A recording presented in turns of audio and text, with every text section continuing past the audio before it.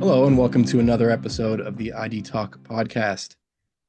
I'm Tony Bitsionis, and I'm here with my good friend and good colleague, Alex Prala. Alex, how's it going today?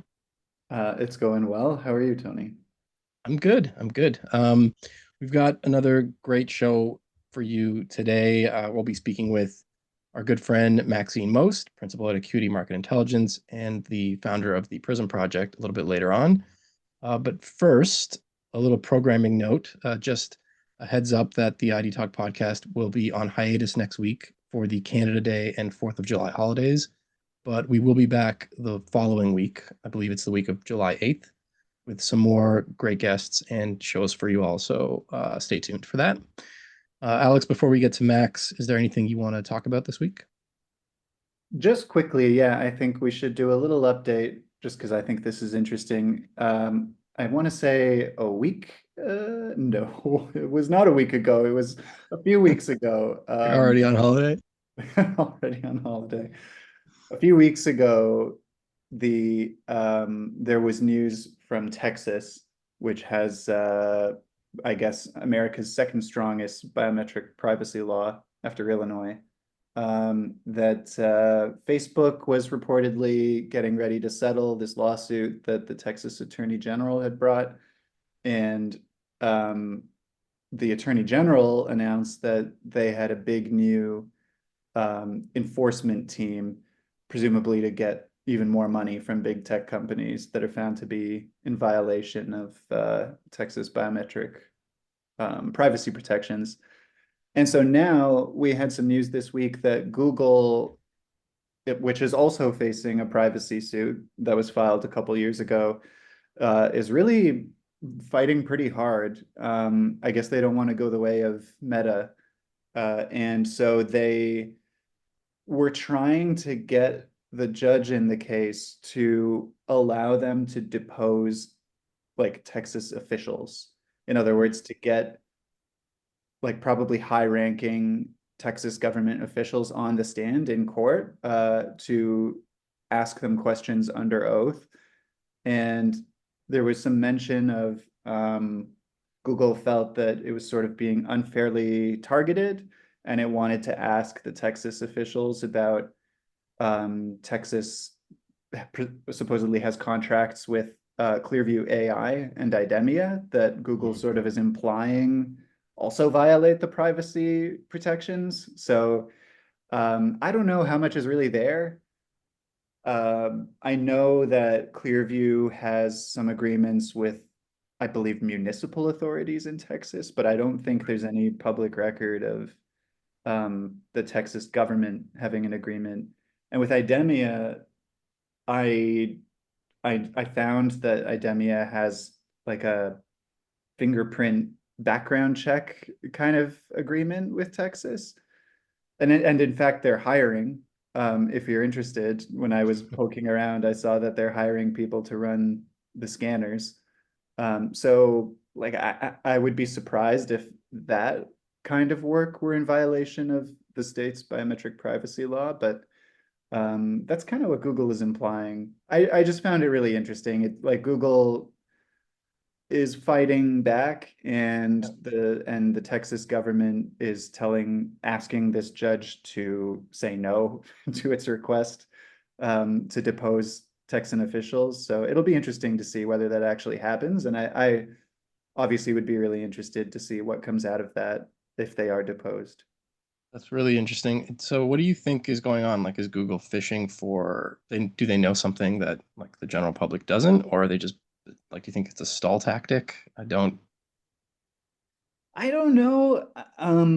I famously am not a legal expert, so I can't You're telling speak. me this now? I can't speak to the ins and outs legally of what the strategy is or anything. I wonder if Google is just trying to kind of smear the whole idea of Mhm. how this law is being enforced, which Right. I understand because Yeah.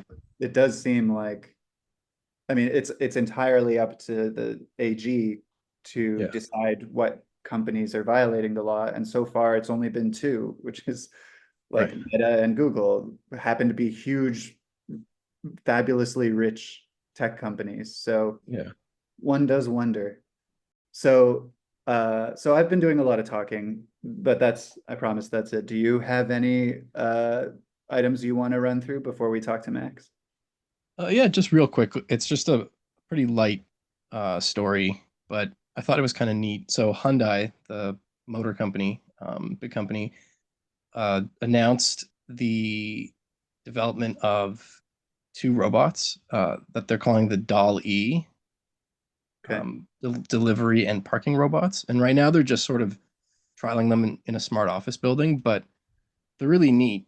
They use AI and facial recognition. So first, I'll quickly just tell you about the delivery robot. It's pretty straightforward. Kind of looks like a I don't know, kind of looks like a trash can, an elegant trash can, and it has these big glass shutters that can open, and they reveal kind of like what looks like a rubberized tray, and it's equipped with a panel facial recognition camera, and what it does is it goes up to it sits on a charging dock, and when it's summoned, it goes to the user who summons it. It scans their face, authenticates who they are, and then they will place. I think the video shows like a tray of coffee, and they Mm. will tell it where to go or which user to deliver it to, and then the doors shut, and then it scoots along through the office. It can go through gates. It can get on elevators, and it finds the recipient, authenticates them using facial recognition. They can use the panel to pay if payment is necessary, and then the doors open and they can just get their coffee or their sandwich or whatever it is. And then it just kind of happily goes back to its charging thing and sits there and waits to be summoned again. Um, Wow. As a elegant trash can myself, I can only tip my cap to this little robot. It sounds great. I thought you'd identify with it. And then the parking one is, I think, kind of cooler because when I read it, I thought, well, how the hell do you have a parking robot, right? Like, how would that even look? Yeah. But they do have a video, and it's not at all what I could have imagined. What it is it's this. So you drive into this parking garage, I guess you leave your vehicle in a designated spot. It scans you, scans your face, identifies you, so it knows what your vehicle is because you presumably pre-registered your vehicle. So Mm. your license plate is tied to your identity, and the robot looks like a large, very low to the ground flat rectangle that's like a few inches thick, and it kind of just glides underneath your car. Well, obviously it has a little camera. It scans it to identify your vehicle via the license plate, glides underneath your car, and then these two, four, six, eight arms extend, go beneath your wheels, and then they contract to basically lift up your vehicle, and then it can move and maneuver your vehicle into like a really tight space or into, you know, spaces that a person wouldn't be able to get into because then you wouldn't be able to open the door. Mm. And this system supposedly can park 50 vehicles an hour or something like that in like maximizing parking space. So it was really cool. I don't know if I did it justice describing it, but No, just pick. that's really cool. That's actually I was also confused at how this could possibly work. And I haven't watched the video, but I Mhm. have actually seen recently I saw a video, I don't know, it's on social media somewhere of like a cop somewhere who had a robot like that where somebody had parked illegally and the robot went under the car and like something happened and it lifted the car and just moved it. And Yeah, I just think that's a very, very clever way to go about things. it's so clever. I wasn't didn't know what I was expecting. I think maybe I was expecting a robot that actually climbed into your car and drove it, which is quite dumb. Also would have Um, been cool though. would have been cool. Maybe a little bit scarier, but yeah, a very elegant solution and just another example of all these applications of facial recognition and AI that we don't even consider. And I'm sure we'll see kind of developments on that technology going forward.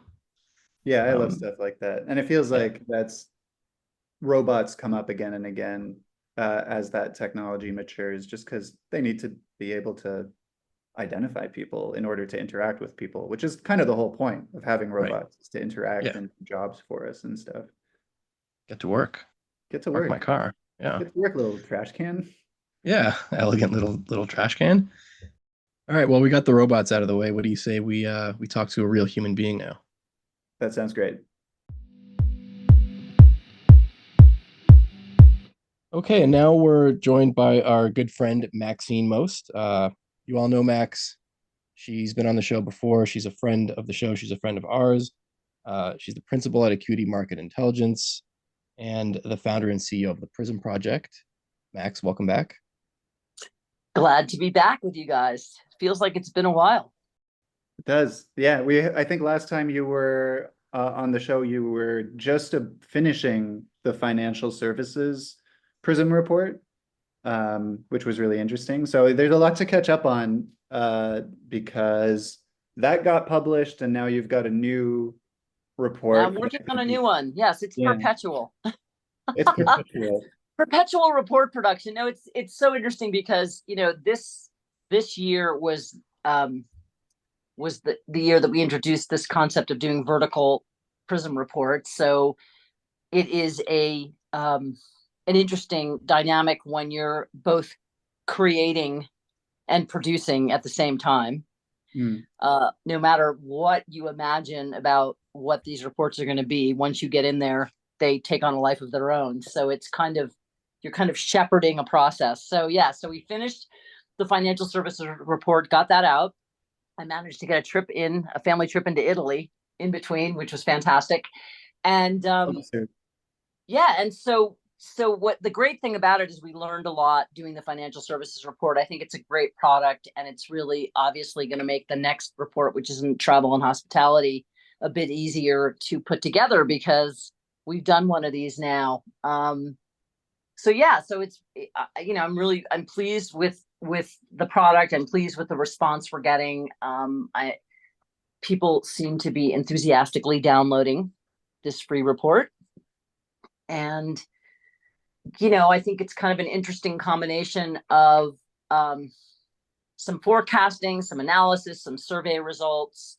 It kind of paints an interesting picture of the dynamics of the industry, and really, the idea behind these reports is to make it easier for people who are actually evaluating and deploying this kind of technology to understand how identity works in the vertical market, in this case for the financial services report, and makes it a little bit easier for them to understand who's in the mix and how to evaluate those vendors.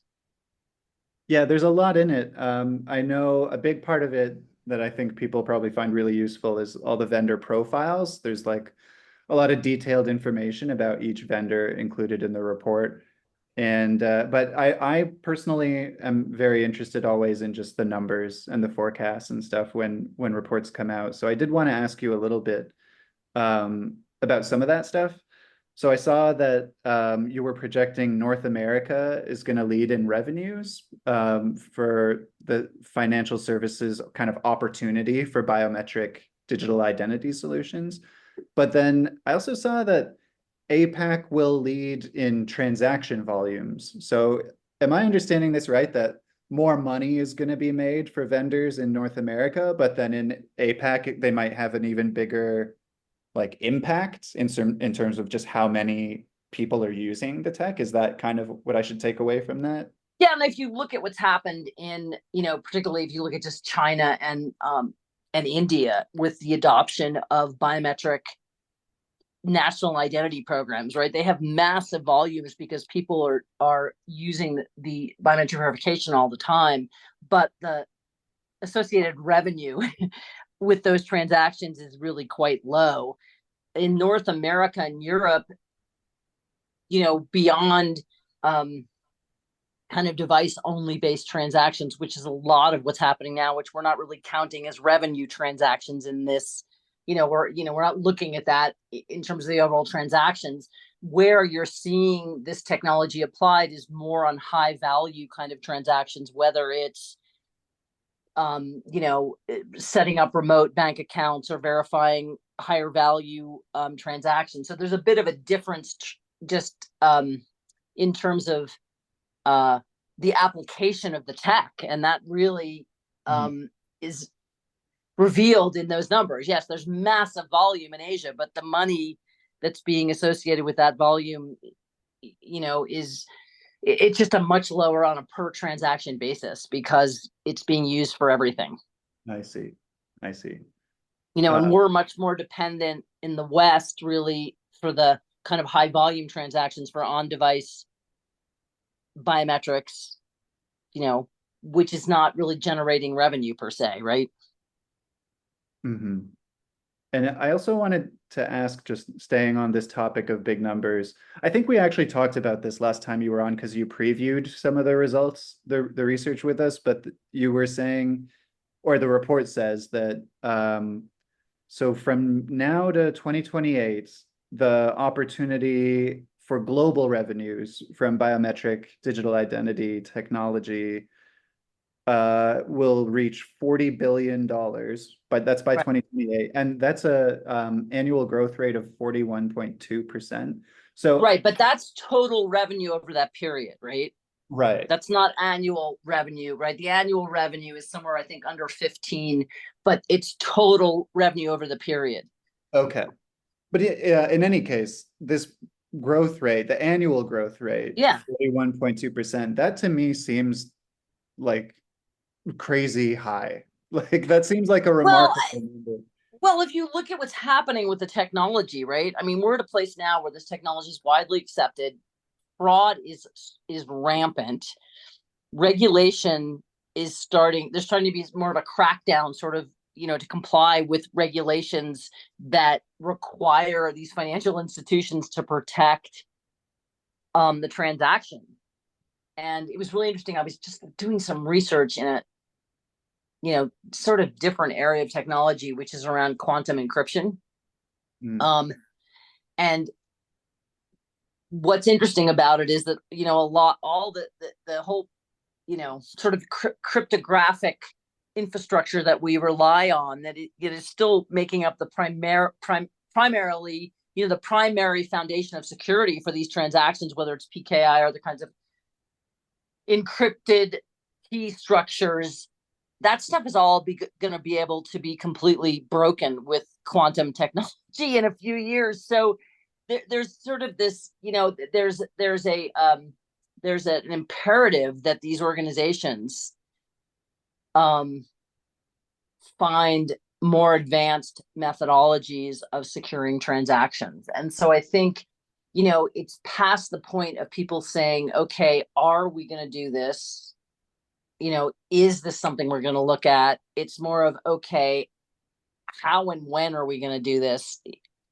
And how quickly can we do it? And so there's pushback, even in the United States, which kind of the market, the US has always been, fraud really doesn't matter because the financial services companies just push the cost of fraud onto the customers. There's actually now pushback from the federal government, the agencies that regulate and look at the financial institutions and say, you need to do something about this. It's not okay. They're starting to push back and to impose fines and to say, these levels of fraud are just not acceptable, and you're going to have to actually do something about it.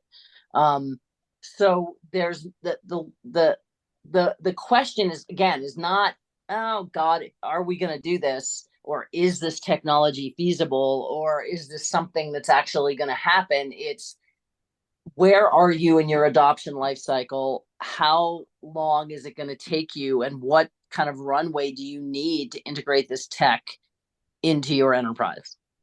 Yeah, that sounds like progress to me. And also, by the way, this quantum stuff, Tony and I find it really interesting, and we'd love to talk to a quantum technology expert. Yeah, it's basically, it's going to break all of the encryption tech that we have.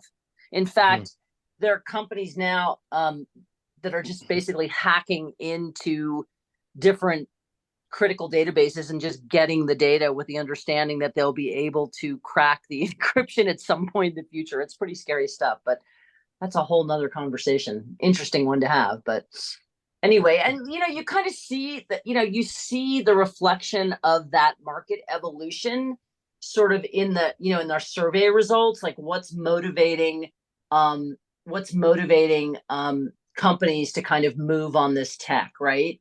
And even though regulatory compliance isn't as high on the list, fraud protection is. So it's a combination of sort of operational efficiency, fraud protection, automation, and risk mitigation. So there's a sense within these institutions, right, that they have to move.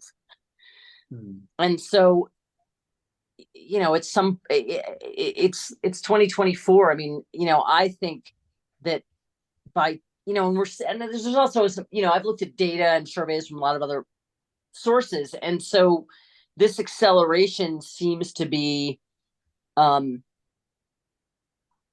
that we can reasonably expect given the dynamics of the market. Right. Absolutely. And for our listeners, be sure to check out the full report.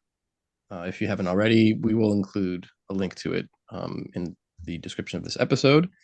Yeah, Be you sure can to go download it, and it's free to download. So it's free to download, and be sure to check it out. And Max, moving on to the next one, the next report, travel and hospitality, as you mentioned earlier. Can you just give us without giving away too much, maybe like an overview of it, what we can expect?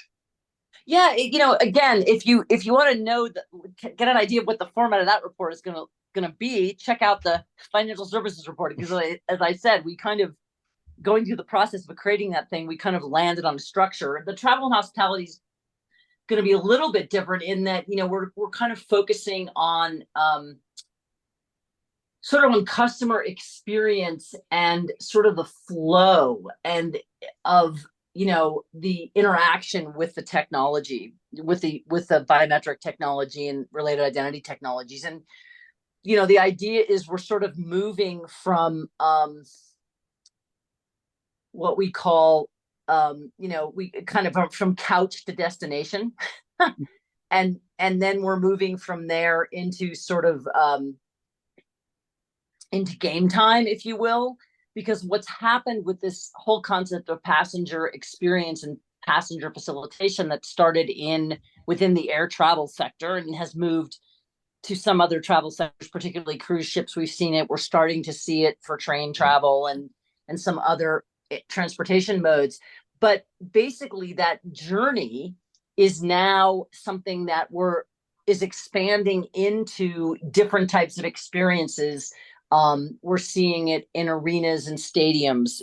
We've seen it for massive football stadiums and arenas, or stadiums in Europe and in the Middle East. We're seeing it in the United States for football, baseball, that sort of thing. So there's a sense of what's the experience I'm having inside of this facility where I have to move through choke points, not just security to get in, but whether I want to go into the VIP lounge, or I want to move through the line to get my food and my beer. And so we're seeing it being implemented across the hospitality sector and hotels and casinos, where we're trying to facilitate people checking in and getting to their rooms quicker. So this whole concept of moving people through space in a way that takes a painful experience and turns it into a pleasant one, right? Is kind of the focus of this report, and what that ecosystem looks like, and how the technology is being applied across the ecosystem, from more high security applications where you're talking about, okay, do you have your ID credential or your passport, to can I just go buy something at the kiosk or in the retail store more quickly, right? And eventually we're seeing some of this now in terms of transportation with organizations like Uber or Lyft or some of the other ride shares, where they're also integrating biometric technology. So the idea is looking at this experiential flow of passenger experience. And so we're looking at companies across the board. And the interesting thing from my perspective, getting back to the numbers that, Alex was talking about, is we're building a model right now that incorporates all of those different components. Right. And I don't think there's anything like that exists in the market. And I'll put just a minor plug for the report in right now, which is for people that sponsor the report, the vendors that get involved in sponsoring the report. Not only do they have use case profiles in these reports, but they also get a copy of the models that we used to build these financial forecasts. So they get the actual spreadsheets they can then, evaluate and go muck around with. And if they think that the foundational assumptions that we made in building these models are incorrect, they can go play around with them too. So it's a big value add. And we're trying basically to make more and more of this information available to the industry at large, instead of this stuff being behind paywalls. Yeah, if I were involved as a vendor in this space, I would be really interested to see the models and see how you put it together. Because like the opportunity is so huge. I used to have a pretty narrow view of hospitality and travel. And then as I, wrote more about it in this industry and have been talking with you about it, it's like there's so much more to it. Like you mentioned, casinos and stadiums, like there's a whole entertainment aspect. Right. From, all Disney and all these amusement parks to like convention centers. Like every time I go to a business event now, particularly if it's about identity, I can't believe that there's a person standing at the door looking to see whether I have a badge on. Like it's shocking to me. I'm not walking through a door with a face pod on it, figuring out whether or not I've registered for the event. So I think that this stuff is all coming. And what's interesting from my perspective is, we're seeing a lot of traction in the US right now, particularly in the stadium and sports arena marketplace. What's happened is the people are having this experience when they're traveling at the airport, right? And they're going, wow, this is great. Like, why can't I just use this everywhere? Yeah.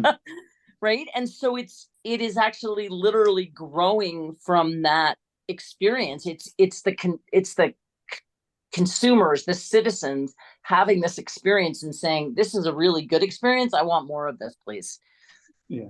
I remember writing, or maybe just reading on our site. I think it might have been last year, about an implementation at, I want to say it was the Cleveland Browns, but it might have been a minor league stadium. No, it was Cleveland Browns. Yeah, yes. And it was a pilot, I think, and they had a couple of these gates. They're deployed now. It was Wicket, I think. I can't. It's Wicket, yep. Yeah. And Wicket is one of the sponsors of this report, so I'll give them a plug. Yeah, absolutely. Yeah, they're getting a ton of traction because it works and people like it. And I remember in the article, just like how much quicker it was to get into the stadium and the lineups when at all other entry points, just a sea of people snaking out into the parking lot, as there usually is at any, major sports venue. But at this gate, people were flowing in really freely. And it was just like you were just saying, wow, why can't we just have this experience everywhere? The ROI as well. I remember that article, the Browns were getting a good return on that. From what I remember. You're getting people inside faster. You're getting them through retail concessions faster. They're happier about it. Yeah. Right. It's a win-win-win. And so, and it's funny because there's still pushback in terms of privacy concerns, and yet most people aren't that concerned with it. I mean, and I think it's kind of interesting because, it's true in the United States, not as true necessarily as other places in the world, but there are video cameras everywhere. And so the idea that your face is some kind of secret is kind of ridiculous. And I think people feel like there's tremendous benefit, and there's an onus on the industry. And there was, some bad news today about a company whose data was hacked for a number of reasons that really just relate to poor data management hygiene and system hygiene. But there's still concerns, and there's still issues that we as an industry have to address, because we have to make sure that we are doing what we need to do to secure and protect the data. But the value that people experience from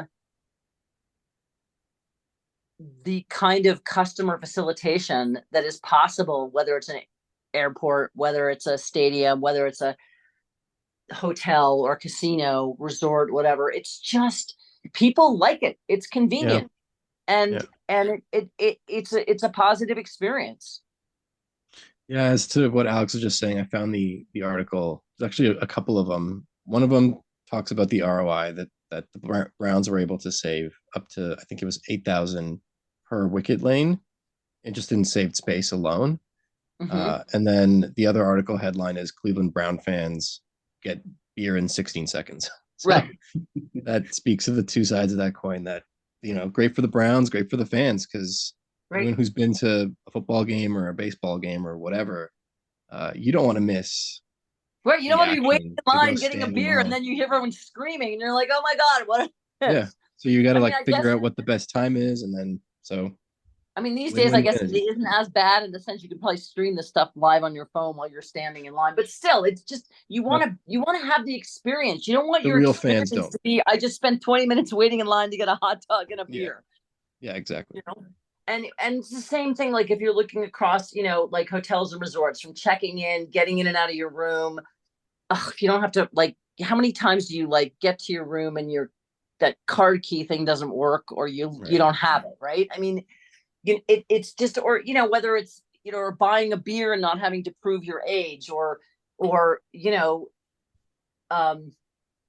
if it's just going to if you're at the casino and you want to get more chips, and just this whole notion that you don't have to be pulling things out of your pockets and proving your identity or your age and all that stuff. I mean, at my age now, I'm over 60. When people ask me for my ID, I kind of laugh. I'm like, can't my wrinkles on my face be my ID? But it's just the whole notion of having to put things down and pick things up and, take out identification or access cards. I mean, the idea that we can just simplify this and make everybody's experience a lot better, and make it easier for the folks who are offering the concessions. Like if you don't have to worry about your staff checking people's IDs to make sure that they can legally drink, and that is part of a pre-registration automated process, that's great. Or, in some cases, there's technology right now that's actually doing age verification in real time without even an identity. So there's,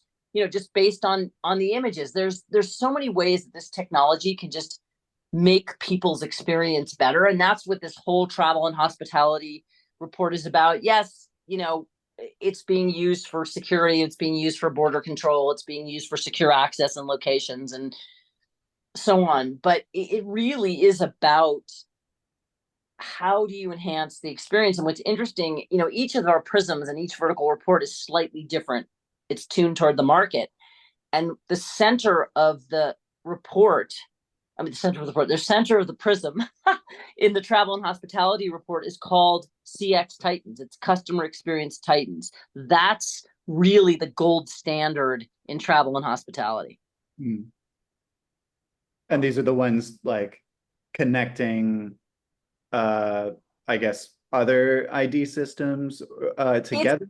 It's people. It's organizations that are elevating customer experience to just a really high level. And that includes SITA, Amadeus, IDEMIA. It's also airlines like, Delta, that has made a huge investment in this passenger facilitation process. It's Changi Airport, right? That is really taking things to a new level. Star Alliance, the Dubai Airport, there's a whole new level of passenger facilitation. So yeah, it's combining these different organizations, whether they are actually vendors providing the core tech, or whether they're facilitators providing these experiences for the people Yeah, like Delta Mhm. or like, Hartsfield Jackson Airport, where they're just committed to saying, yes, we want our customers to have this really positive experience. Yeah, it makes me think of, I wonder about kind of the network effects that are possible here. And I'm sure your report will detail like some of this, that I don't know. I see a real opportunity for those who are involved early, who get enough scale, get enough Mhm. people involved, and you could have basically like the same vendor or small group of vendors who are providing like one comprehensive system that goes from like booking your ticket, getting on the plane, landing, checking into your hotel, going to the football game or whatever. And it's all like connected. It's all sharing somebody's Yeah. idea. I'm just Well, there are speculating. certainly vendors that are out there that are pushing on that. I mean, Clear has they're not doing the whole process, but they've certainly taken, what they did sort of in the airport environment, and then, they have stadium access too. So there are players out there that are in that space. The other thing that I find super interesting now is if you look at what's happening in a lot of communities, is they are building these sort of hospitality entertainment hubs around sports stadiums now, right? Like I was down in Dallas, and there's a whole thing going on down there. It's all connected. You can kind of be in this one area and you have access to all these different facilities. And so they're creating these hubs where people go. And doesn't it make sense within that sort of a community to connect those facilities so that you don't have to be walking around worrying around, whether you're carrying cash or your phone or, you know, proof of this or proof of that or your tickets or whatever, that you just can kind of access the space and it's not an issue. Right. And so the report though, just to go back to the research is still underway for the travel and hospitality one. So Yes. are you actively collecting survey data now? Like, is this something we should Yes. be encouraging people to We do? are still collecting data. I'm finalizing the forecast. Forecasting is kind of my specialty, so I'm working through that. But yes, we're actively looking for folks who are operating in the industry, both vendors and particularly end user organizations, whether it's the airlines or the airports or the sports arenas or um, you know entertainment hubs, whatever it is, or hotels, casinos, those folks who have implemented this tech or are interested in implementing it, or maybe don't even know that much about it, but are sort of interested in understanding what's happening in the market. We're trying to gather those perspectives so that we have some foundational data that kind of supports and gives us more insight into the overall research project. All right, well then we will certainly get a link for people to fill out that survey and put it in Yeah, the. and it's literally it's 12 questions. It'll take you 5 minutes. This is, we last year we did this. We had a really long survey and we learned our lesson. I'm actually a bit of a Tolkien fan, so I call it 12 questions to rule them all. But essentially, it's a 12-question survey. It's super simple. We collect a little bit of data, like company name and email and that sort of thing, just so that we actually can verify and validate that we've got people in the industry that are filling these things out. But yeah, it's hugely helpful, and it's an opportunity for you to provide your perspective and insight to help us, to drive the research.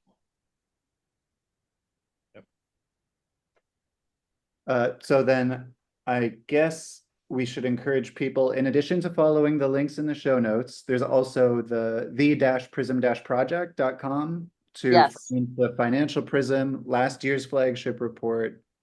And I assume you have the survey up there as We have well. this, we're going to provide access to the survey and also to preview the travel and hospitality report. So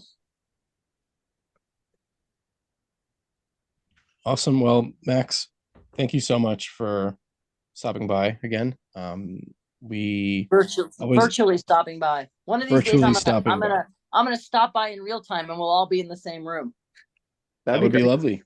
Yeah. we'll have to schedule a little bit more time for that. But Maybe we'll do a whole conference around that concept. yeah, Oh my God, what an idea, huh? what a novel idea. But we'll definitely look forward to having you back to recap the travel and hospitality report and talk about what's next for the Prism project. So thank you Well, so and I much. appreciate it. I appreciate you guys, being involved and supporting the project and inviting me, of course, to chat with you, which is always a pleasure. Yeah, It's it's our great. pleasure. This project is like benefiting everyone in the industry. So our pleasure to be involved in facilitating this. Yeah, and we can't stress it enough to please go and click on the links in the episode description and make sure you download the reports and fill out the surveys because this is important stuff. Thank you, Max. Thank you.